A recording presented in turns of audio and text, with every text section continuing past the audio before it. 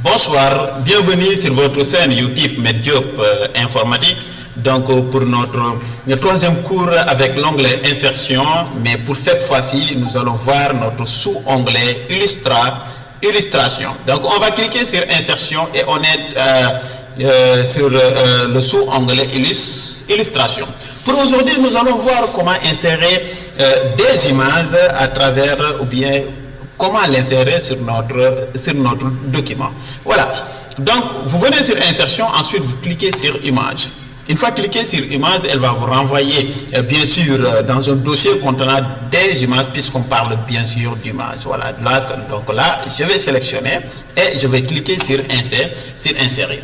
Lorsque j'ai cliqué sur Insérer, elle m'a donné l'image, mais l'image, elle est volumineuse.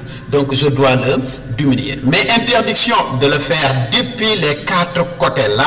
Donc, on le fait sur les extrémités, sinon notre image va être déformée. Voilà. Donc, on fait un cliquer, glisser sur les extrémités. On le pose jusqu'à avoir une petite flèche ou bien deux flèches pointues. On tire. Voilà. Donc, on a notre image bien redimensionnée.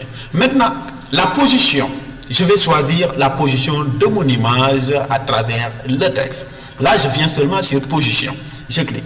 Là, c'est la position initiale. Je peux le mettre là, ça veut dire en haut, mais à gauche, au milieu, ainsi de suite. Vous voyez, ça dépend seulement de quelle position voulez-vous donner votre image. Mais maintenant, moi, je vais choisir de le mettre au milieu. Et je clique. Mais là, lorsque j'ai cliqué, il se trouve au milieu et le texte l'entoure. Je ne veux pas ça. Je veux maintenant que l'image se trouve derrière mon texte. Qu'est-ce que je dois faire? Je reviens, je prends mon curseur et je clique sur Habillage. Et je descends jusqu'à derrière le texte. Et si je clique, vous voyez, maintenant l'image se trouve derrière mon texte. Donc là, on a l'image derrière mon texte, puisque si je le mettais devant, je ne vais plus voir le texte qui se trouve donc derrière l'image. Voilà. Donc ici, on peut faire beaucoup de choses. Cela veut dire corriger l'image avec les couleurs, voir si on peut bien modifier l'image, changer les couleurs, ainsi de suite, la luminosité. Voilà. Donc là, on a des effets artistiques. Donc on peut changer notre image comme nous voulons. Voilà. Donc vous voyez, donc on peut changer notre image.